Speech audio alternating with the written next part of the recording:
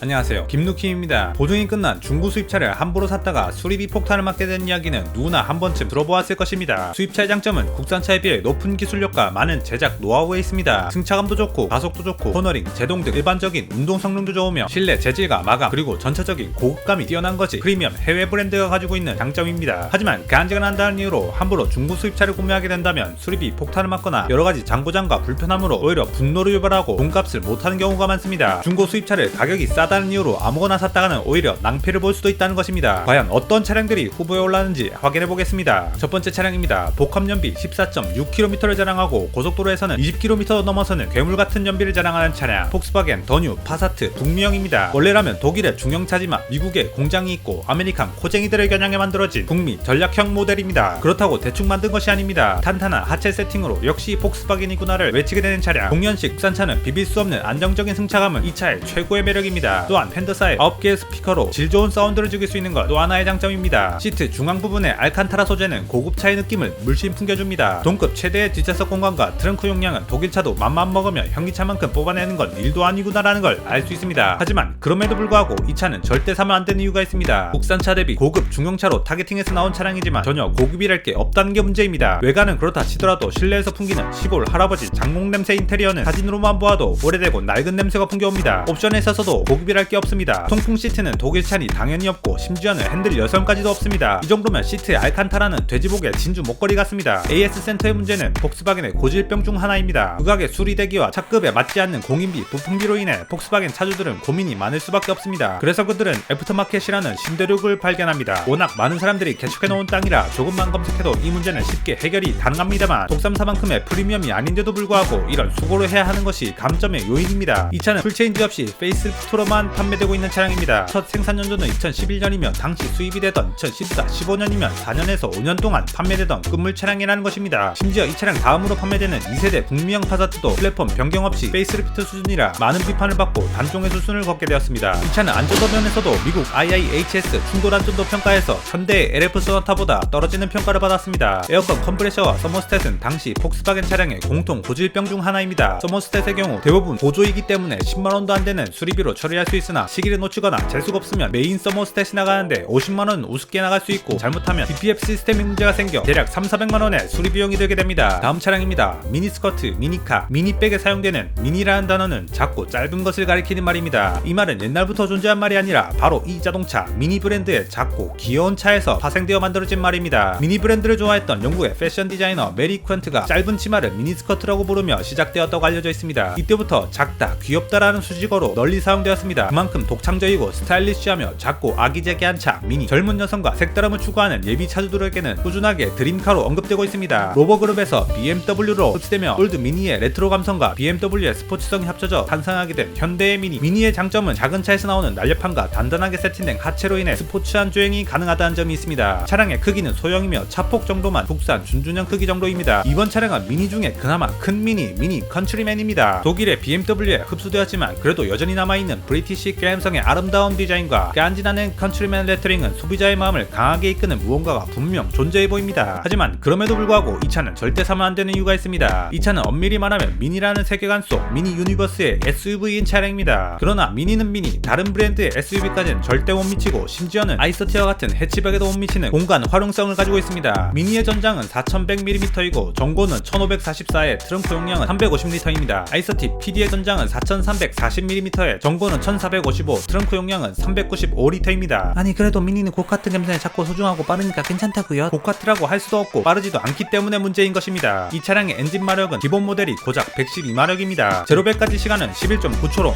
이게 맞나 싶을 정도입니다. 간지나는 S마크가 달린 SD 기준으로 해도 고작 143마력에 불과합니다. 예시로 들었던 반값도 안 되는 i30 PD의 디젤 모델이 136마력입니다. S마크 코도 달고 있고 외관은 스포츠카 룩으로 꾸며놨지만 전혀 빠르지도 않고 토크감을 느낄 수도 없는 세팅입니다. 미니의 엔진은 경량한 무게로 인해 원래 고성능까지는 아니어도 충분했지만 공차 중량이 1415kg이나 되는 컨트리맨은 작고 경쾌한 주행을 하기엔 몸뚱아리가 너무 커진 혼종이 되어버리고 만 케이스입니다. 미니의 장점은 또 연비에 있었습니다. 2015년식 기준 쿠퍼D의 경우 시내 17.3, 고속 21.8km에 달하는 괴물같은 연비를 가지고 있었습니다. 하지만 컨트리맨은 시내 12km, 고속도로 16.3km라는 2.0 디젤에 맞나 싶은 거지같은 연비를 가지고 있습니다. 미니는 2세대 플랫폼에서 많은 장구장이 있었고 그로 인해 장구장이 많은 차로 유명해졌습니다. 3세대부터는 훨씬 나아진 품질 엔진을 가지게 되었지만 아쉽게도 이 차량은 2세대에 속하는 미니입니다. BMW의 N47 엔진을 사용하는데 이 엔진은 타이밍 체인이 부서지는 이슈가 있습니다. 또한 이 엔진은 연비와 성능은 좋으나 진동이 크다는 약점이 있습니다. 미니는 방음제 세팅이 거의 없다시피 한 차량이기 때문에 달달달달거리는 엔진의 숨소리를 직접 들으면서 운전할 수 있을 것입니다. 감사합니다. 김누킴이었습니다.